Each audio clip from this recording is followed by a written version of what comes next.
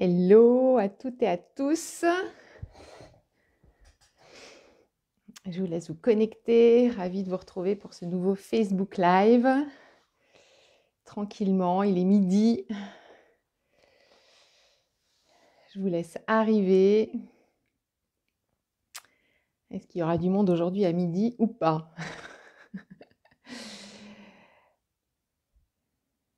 Alors, est-ce que je suis bien sur ma page Est-ce que je suis bien sur ma page pro? Dites-moi si je suis bien sur normalement. Normalement, c'est bon. Ah, je vois les personnes qui arrivent. Bonjour à toutes et à tous. Bienvenue. Faites-moi un petit message pour me dire si vous me voyez bien, si vous m'entendez bien. En ce samedi 11 décembre, pour les nouvelles personnes qui arrivent sur ces lives, je vous rappelle, je fais un live tous les jours là, du 1er au 31 décembre pour vous aider à mieux traverser ce mois de décembre, ce mois des fêtes et à arriver de façon plus apaisée aux fêtes de fin d'année, à Noël notamment. Et est-ce qu'il est, tout est ok? Bonjour Violette, bonjour Caroline, merci d'être là les filles. Alors ce qui est assez marrant là, c'est qu'hier je discutais avec un ami qui a vu que je faisais des lives tous les jours et merci pour les cœurs, j'adore. Et qui me disait ah t'avais pensé à ça depuis longtemps, etc. Et je dis non, pas du tout, j'ai décidé ça peut-être 3-4 jours avant maxi. Je crois que c'est peut-être aussi une des caractéristiques peut-être du deuil, c'est que on sait très bien que les premiers temps du deuil, on a des grosses difficultés à se projeter et c'est quasiment impossible en fait de se projeter. Et c'est normal, dans les premiers mois, les 4-6 premiers mois, la première année, c'est impossible de se projeter et il n'y a pas à culpabiliser de ça. Et puis, c'est vrai que c'est ce que je lui disais hier à cette amie, c'est que après 8 ans de deuil, moi, je me rends compte que je suis beaucoup plus dans l'instant présent.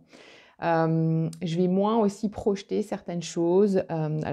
Tous les psychologues diront que c'est important de faire des projets, certes, mais si vous me demandez ce que je fais au mois de janvier, voilà, je sais pas, ou il y a des gens qui vont se projeter en disant, moi je sais déjà ce que je vais faire l'été prochain. Pour moi, c'est des choses qui sont aujourd'hui quasiment impossibles. Je peux décider de choses voilà, très rapidement, la veille pour le lendemain.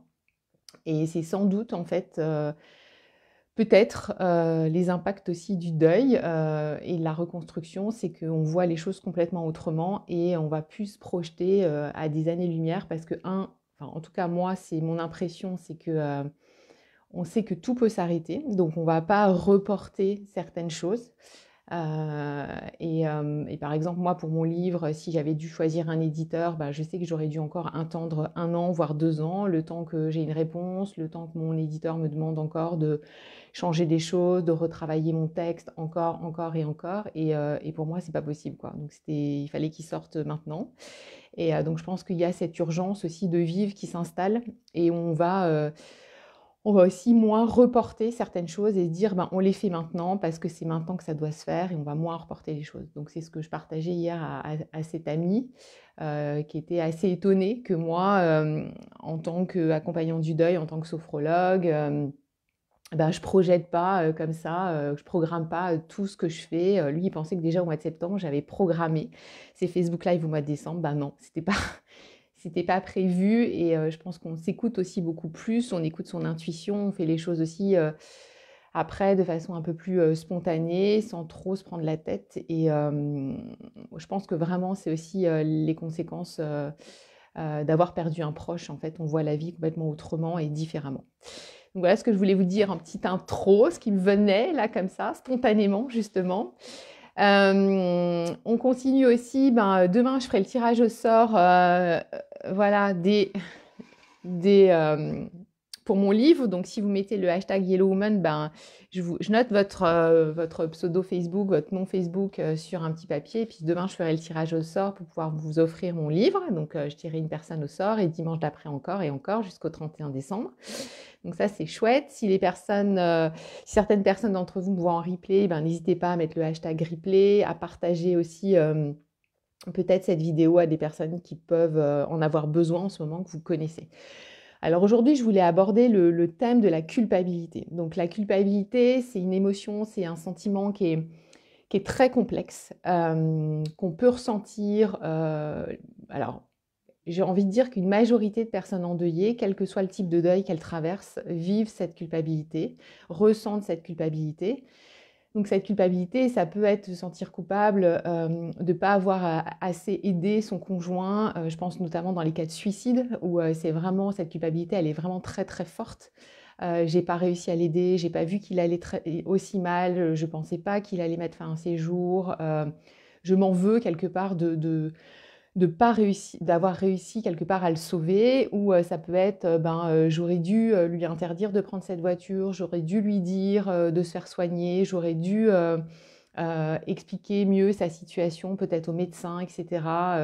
Il n'aurait pas dû prendre la route ce jour-là, c'est parce que peut-être il a voulu venir me chercher, euh, ou alors j'ai pas réussi à le sauver parce que voilà, je pense à deux de mes clientes aujourd'hui, je pense à Noémie et Delphine, je les embrasse bien fort, voilà, dont les conjoints étaient assez jeunes, n'étaient pas malades et ont fait un arrêt cardiaque. Donc, et il y a cette culpabilité souvent pour elles de dire j'ai pas pu le réanimer, j'ai rien pu faire pour lui, j'ai pas pu le sauver.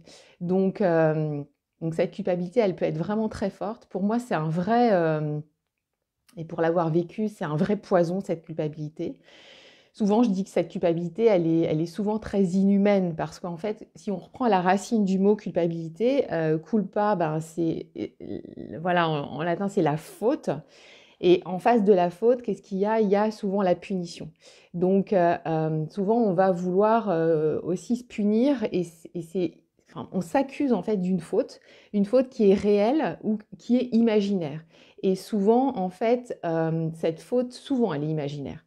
Mais on en est convaincu et on va la ruminer comme ça pendant des mois, pendant des années parfois.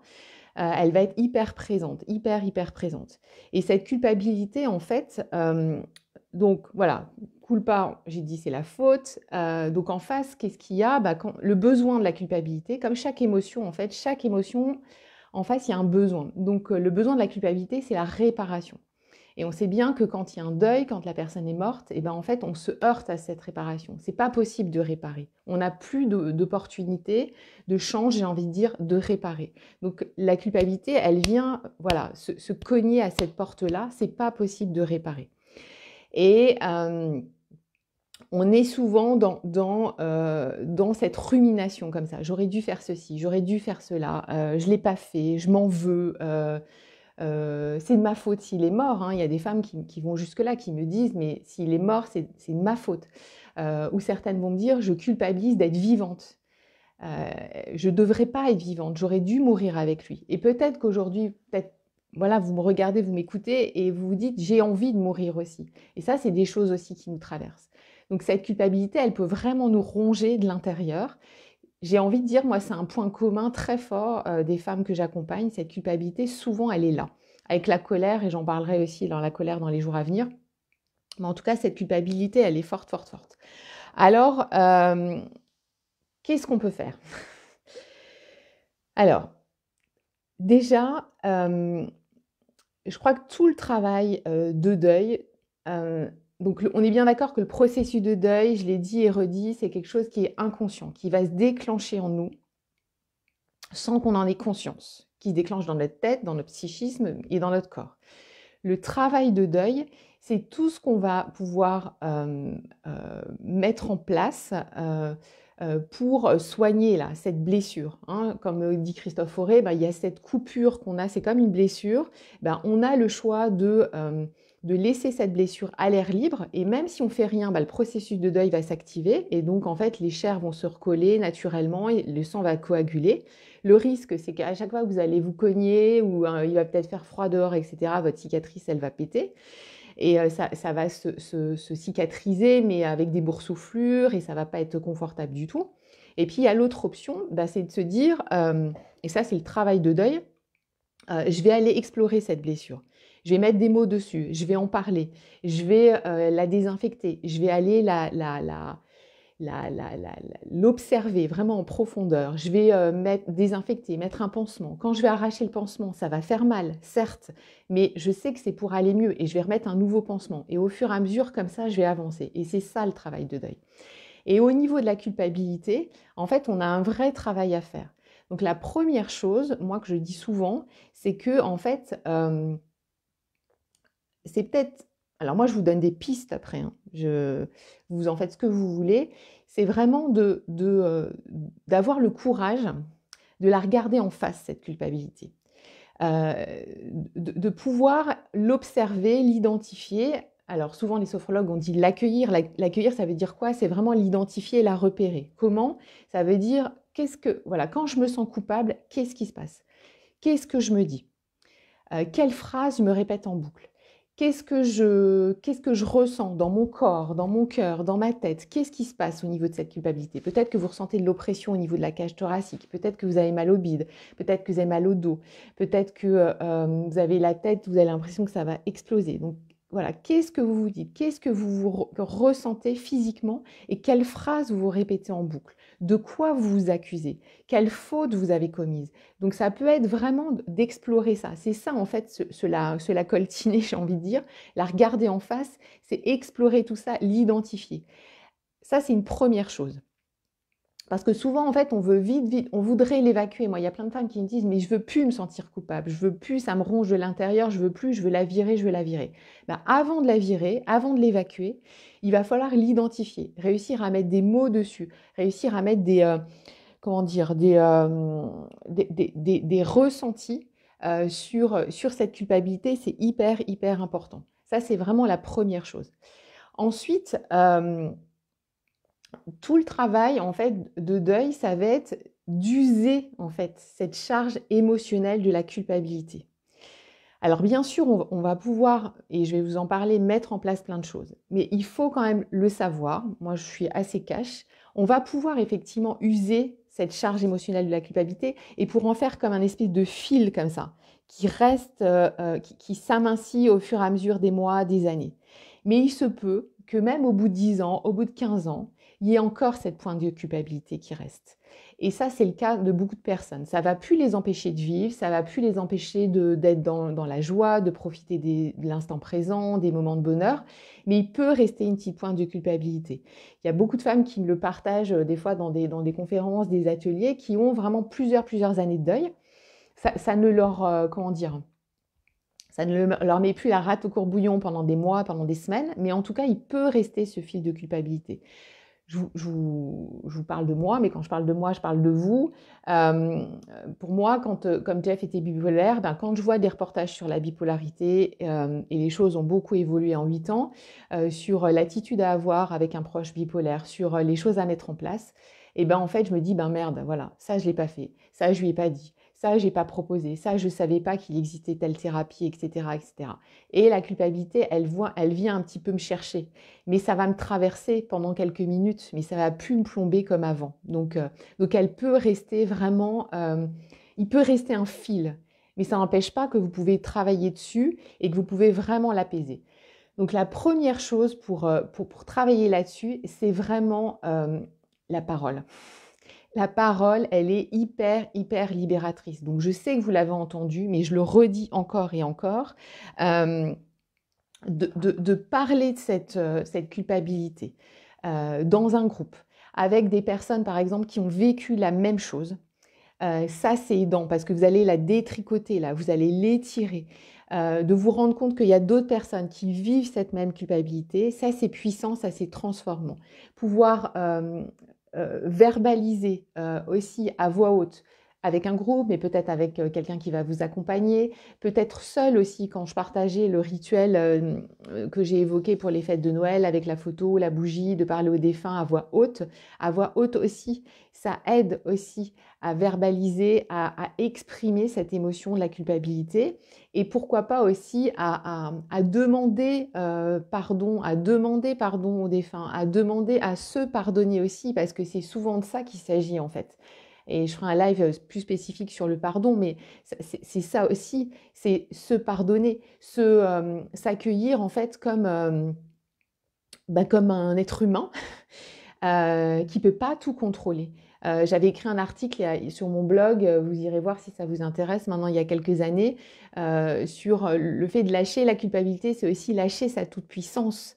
On n'est pas à un moment donné, on ne peut pas tout contrôler. On se retrouve, voilà, nos conjoints, c'était aussi des adultes, ils ont aussi pris leurs responsabilités, ils ont aussi fait des choix, ils ont aussi fait des choses. Et même si votre conjoint est décédé d'une cause inconnue, je pense à ces clientes dont les conjoints étaient en pleine santé et ont fait un arrêt cardiaque, ben, c'est aussi accepter cette impuissance-là face à la vie, quoi. On n'est que, enfin, c'est déjà pas mal, des êtres humains. On n'a pas cette toute-puissance de stopper la mort aussi. Ça, c'est une vraie réalité. Donc, le fait de le verbaliser à voix haute, peut-être à son conjoint, de le dire et le redire, ça use cette charge mentale de la culpabilité, cette charge émotionnelle de la culpabilité.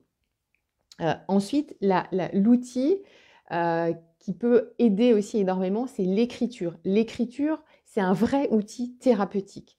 Donc, vous voyez si ça vous parle, si ça ne vous parle pas, mais pouvoir écrire de quoi vous vous sentez coupable, quelle faute vous estimez avoir faite, ça permet aussi de déposer ça. Je le dis souvent, j'en parle souvent de cet outil, mais c'est un outil qui peut être vraiment puissant et ça fonctionne très bien pour beaucoup de femmes. De l'écrire, de déposer ça et d'aller justement, quand je disais faire ce face-à-face avec cette culpabilité, eh bien en fait, d'aller explorer ça. Et peut-être qu'il y a des larmes qui vont arriver, peut-être qu'il y a des ressentis au niveau du corps qui vont être très forts, qui vont être inconfortables, peut-être que vous allez sentir votre cœur là qui s'écrase, mais en même temps, c'est ça exprimer ses émotions. C'est à un moment donné les déposer et dans l'écrit, dans la matière. Vous n'allez pas forcément relire ce que vous avez écrit. Il y a des personnes qui relisent parce que ça leur permet de voir un peu comment elles avancent, mais rien que de le déposer, voilà, c'est écrit, c'est sorti, et ça vous permet aussi de voir comment vous cheminez et de détricoter tout ça. Donc l'écriture, voilà, c'était un point qui était important. Après, c'est sûr que moi, dans les outils que j'utilise, et notamment la sophrologie, eh bien, en fait, ça permet vraiment la sophro, ça permet à un moment donné de stopper toute cette rumination mentale qu'on peut avoir. On peut l'avoir pendant plusieurs mois, pendant plusieurs années, d'accompagner aussi cette rumination-là avec la sophro, avec les outils de la sophro, ça permet d'apaiser cette rumination et d'être un peu plus douce en fait avec soi-même. Donc c'est un peu comme, je donne souvent l'image de la machine à laver. Si vous êtes dans votre buanderie ou votre cuisine où il y a votre machine à laver, vous allez entendre la machine à laver fort, fort, fort qui tourne.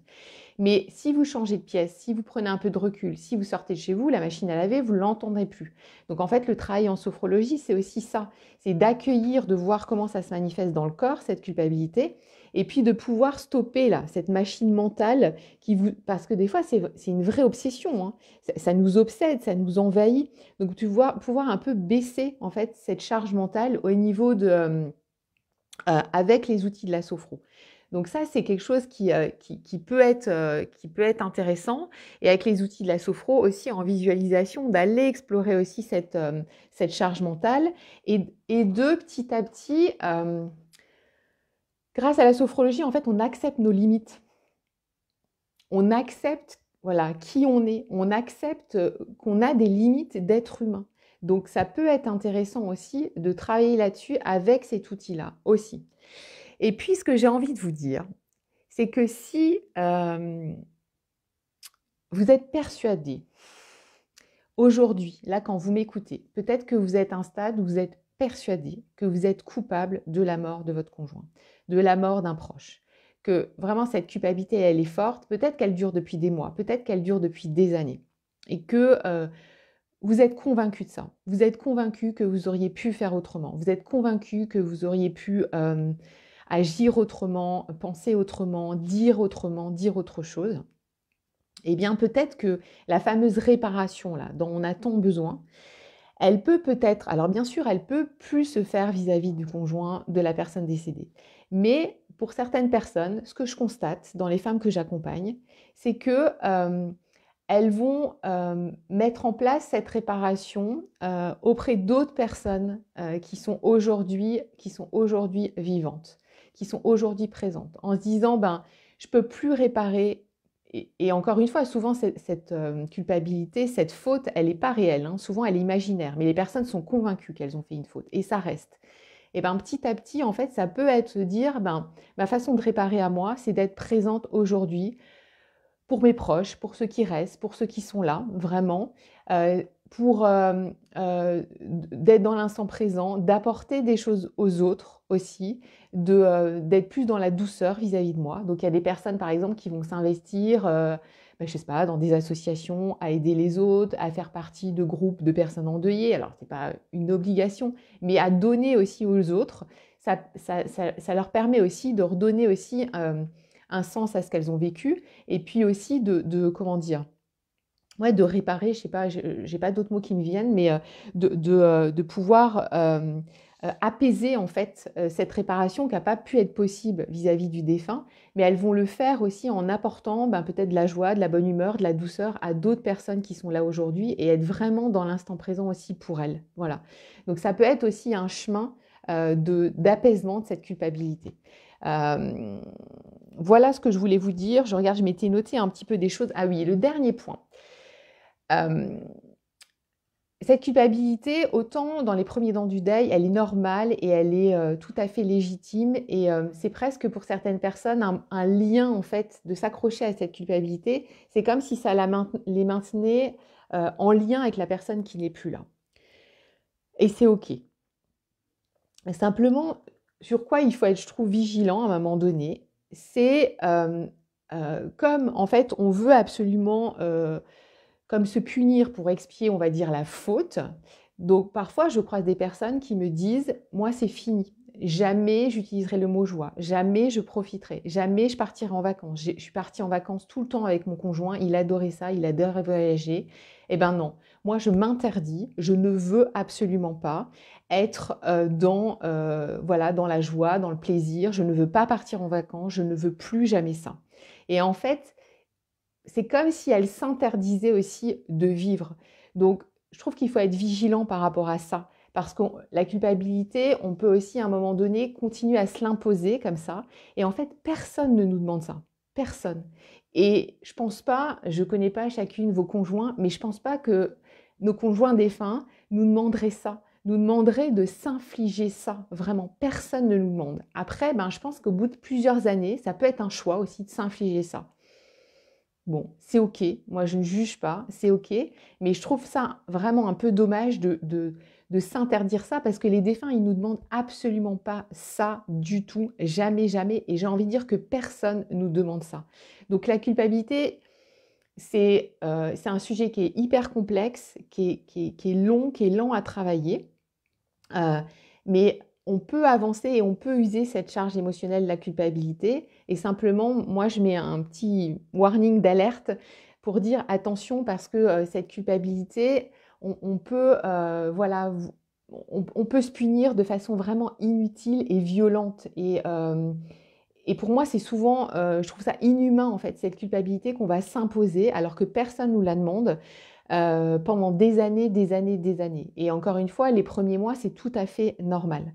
Donc voilà, il y a beaucoup de choses à dire sur la culpabilité. En tout cas, voilà, je reste persuadée qu'elle se travaille effectivement et qu'elle peut s'apaiser, mais on peut garder, même au bout de voilà, 10, 15 ans, 20 ans, un petit fil de culpabilité sans que ça nous empêche ben, d'être présent dans la vie, de vivre des moments de joie, des moments de bonheur, de s'autoriser à se faire plaisir, à prendre soin de soi, à être voilà, dans quelque chose de chouette, quoi. Donc voilà ce que je voulais vous dire aujourd'hui. Je vais... il y a d'autres personnes qui nous ont rejoints. Super. Bonjour Nanou, bonjour Corinne. Bonjour Dominique qui est en Bolivie. Dominique, j'arrive jamais à lire ton pseudo. Mais bienvenue. Toujours présente la culpabilité. Ouais, ce fil de la culpabilité, il peut rester effectivement, mais sans que ça, voilà, que ça nous plombe et que ça nous empêche de vivre en fait. Et sinon, ben, je vous encourage à continuer à travailler dessus vraiment. Merci Martine pour ton gros cœur. Evelyne, combien de fois je lui ai dit de faire attention à lui, il n'avait pas pris conscience de son état.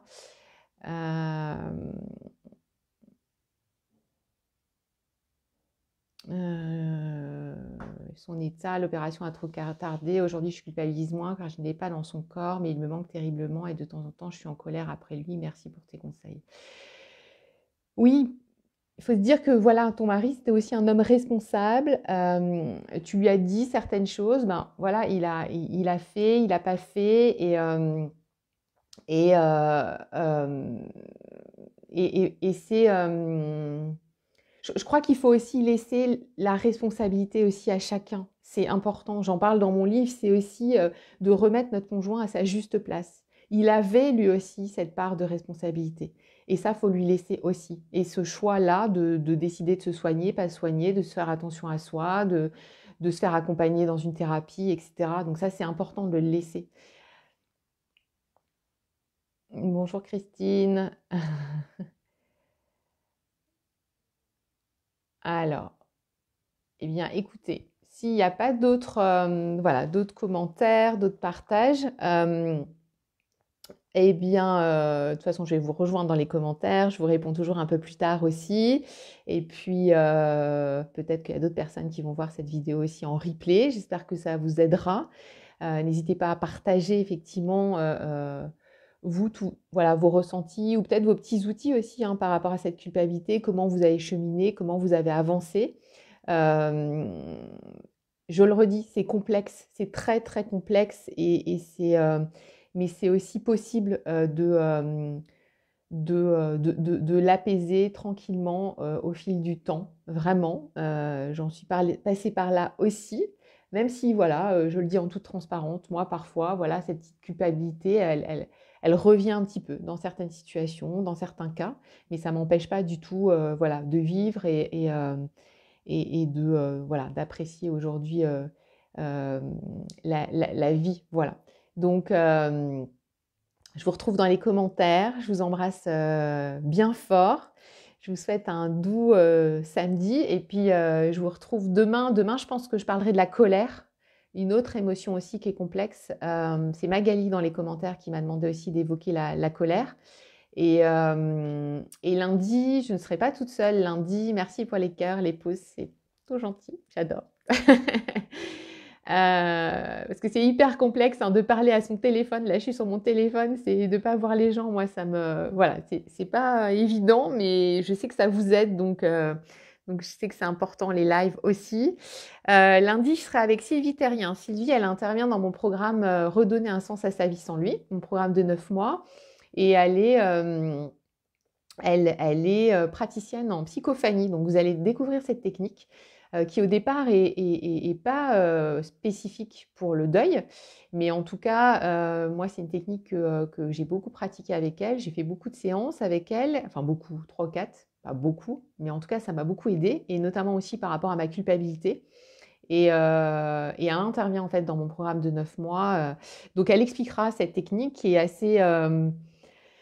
qui est particulière, qui est assez mystérieuse, mais en tout cas, moi ça m'a beaucoup aidé. Les clientes aussi qui sont dans ce programme et qui ont fait ces séances avec elle, ça les a beaucoup, beaucoup aidées.